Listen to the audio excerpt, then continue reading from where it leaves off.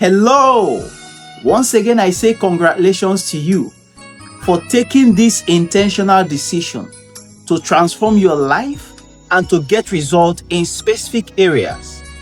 It's a bold decision, I must confess, and not everyone have the courage to take that bold step. So I say welcome.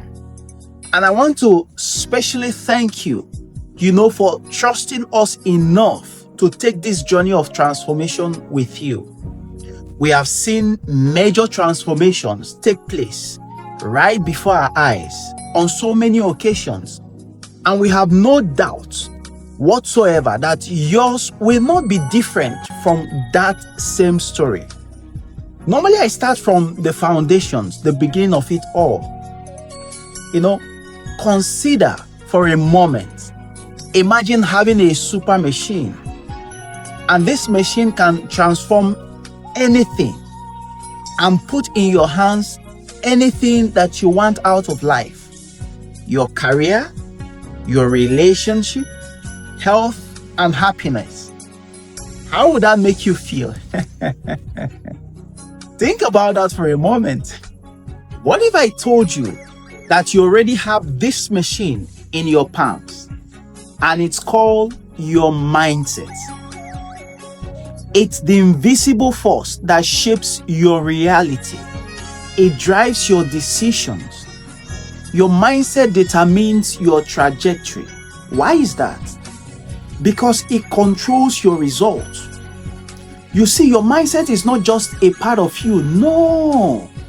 It's the engine that drives your entire life. And today, we are going to be looking at how we use that machine inside of you to change every aspect of your life and to drive the results that you truly desire. There was a tragic experience sometime in 2021 in Lagos. On November 1st, I was driving to Lekki from Gerald Road in Ikoyi. The road is usually a congestion-free road, almost a free pass, heading to the Link Bridge. But that afternoon, there was a massive traffic congestion on that road.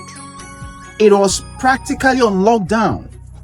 I had to take a longer route to reach my destination.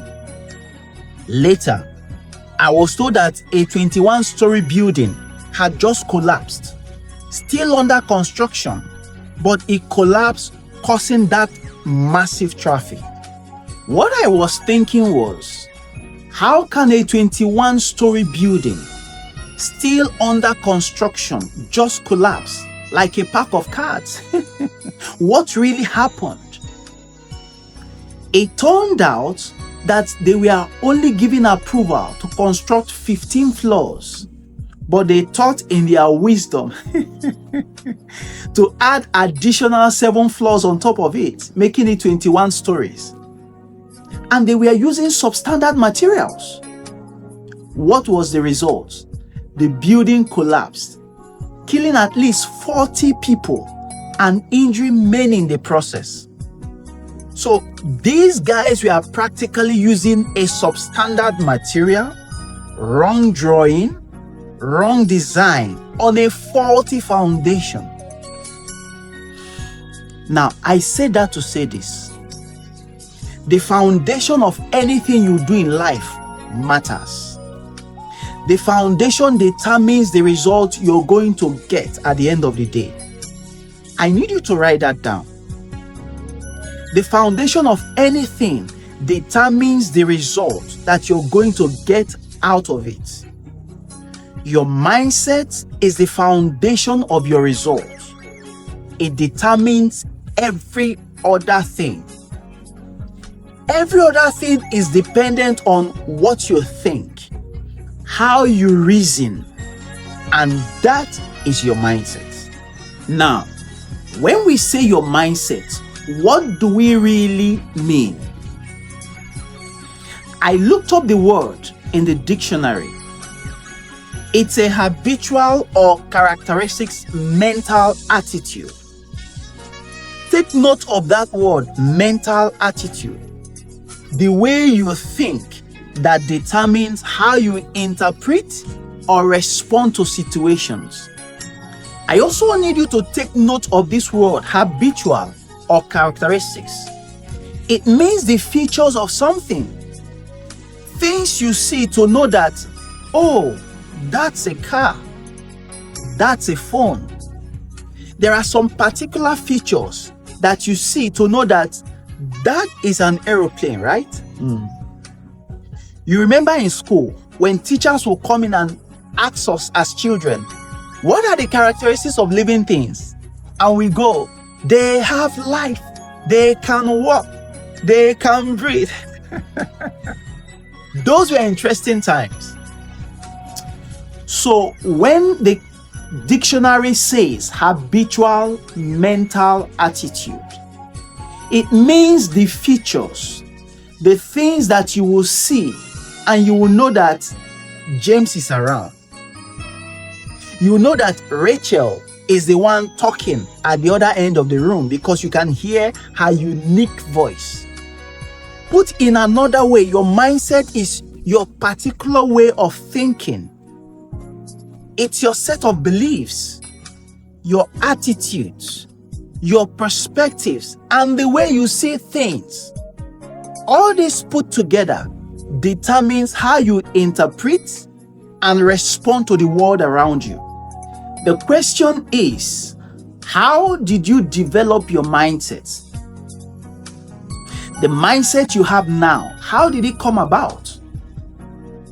I want you to do a simple exercise, right? Just for 30 seconds. If you can pause the video, please do. I want you to think back as a child or a toddler. Think back those days as much as you can remember. How was life then? I bet many of the things you know now, you didn't know them back then, right? Now, that's because you've had different experiences. Things have happened to you over these years, both good and bad.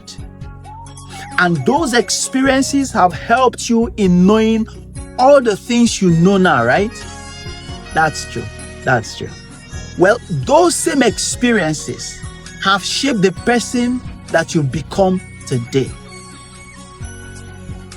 Whatever mindset you have right now, whether good or bad, you were shaped into having such by the experiences you've passed through so far in life. Think about that for a moment. Your experiences shapes your mindset. You remember as a child in school, you were asked, what do you want to be when you grow old? Some of us said, I want to be an engineer. I want to be a teacher. I want to be a doctor. Uncle, I want to be a lawyer. When you see a child, they are full of life, exuberant, willing to explore at all times. That's why as adults, you watch out because they can put their hands into something that can hurt them because they are exploring. Then as you grew older, things started happening to you and you suddenly realized, oh, I can't go to that school where I wanted to go before to become a pilot. Why? Daddy said we can't afford it. Sounds familiar, right? Some of us, you notice that daddy goes out in the morning, returns late at night, exhausted. Sometimes worn out, unable to play with you. Sometimes you overhear him complaining how this job is so tiring and yet it doesn't pay all the bills. Sounds familiar, right? Yeah. And then as you grew up, many other things you wanted to do as a child with all your innocence, you discovered you could not do them due to one genuine reason or the other. All this put together lead to a long list of failed expectations. And for some of us, these failed expectations are so serious that it totally changes who we are as we grow into adults. Have you seen some people, they will tell you, dreams are just dreams. That's what they are. When you finish dreaming, you come back to reality. See, that statement is not something they read in a book. No, it's coming from a long list of failed expectations. And many of these and similar pictures of what I've just painted happen majorly during family interactions, especially as a child grows into a young adult. It starts with family interactions, then graduates to social interactions, and then if the person have any traumatic experiences. These three key areas come together to form your mindset. Now, let's take the family for instance. Many things can happen. Many variables are possible. Many different possibilities. Let's take one of those for instance. Imagine that you are the first child in your family, like me. Welcome to the club. Your parents pampered you. And mommy will always say, "Oh, you're the apple of my eyes, my yummy, yummy." Life was good. And you thought the world revolved only around you, didn't you? Eh? And then your sister came along. And oh, everything changed. All the attention was diverted to your younger sister. And you were there feeling sorry for yourself, didn't you? Sometimes I feel like shouting, "Hello, I'm your first son, I'm right here." But you know that won't even change anything. It won't make any difference. And then as you grow, you go off to school. And in school, you get taunted by your classmates because your breakfast was perhaps beans and bread, not eggs, not bacon, not noodles. They laughed at you, but you didn't care because you love beans and bread. So it didn't mean much to you, but they were sowing a seed that you're unaware of. Then you are tempted to answer a question in class and you got it wrong. Your teacher gave you a side eye. You know those wicked side eye from the glasses, and says to you, you can't even answer this simple question. How useless. And the whole class made fun of you. The ridicule continued during break time and no one wants to be your friend. Imagine that you go through all of this at school, coupled with the stress at home, and then some other negative happenings around you. But somehow you manage to graduate and off to work. What do you think will happen to this young guy at work? Do you think he will suddenly become the next best thing that happened to the company? I don't think so. What will most likely happen is that his low self-esteem as a result of all the garbage he has been going through will start affecting his performance and productivity. It's not rocket science. Not because he's not smart, no. But because he hasn't consciously dealt with all the negative happenings from the past. And if he doesn't do something about it, he might continue to think that he's not good enough. And his performance will continue to nosedive. Also, people who have gone through traumatic experiences as a child or a young adult often have these experiences setting boundaries on their lives. I have a friend, this guy, he's so afraid of water. Anything that looks like a water body, including a swimming pool, dreads the life out of him. I was so concerned that I asked him, "Have you had any accident before in water?" He said no. We had to dig deeper, called his parents. It turned out that he had a drowning accident as a child and was narrowly rescued. See, he doesn't remember it consciously, but his subconscious mind triggers that same fear and experience he had when he was a child. That same accident, anytime he comes close to any water body. All these experiences put together lead to what we call learned helplessness.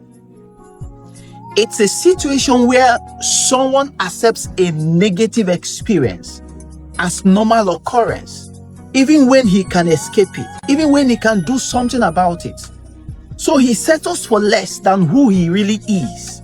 He might be talented, he might be skilled, but his result will tell a different story. I will pause here and allow you to think about what you've just heard. Go through the exercise that is attached to this clip. It personalizes what you've just heard and makes it come alive for you. Please don't go to the next section if you haven't completed that exercise. I'll see you soon.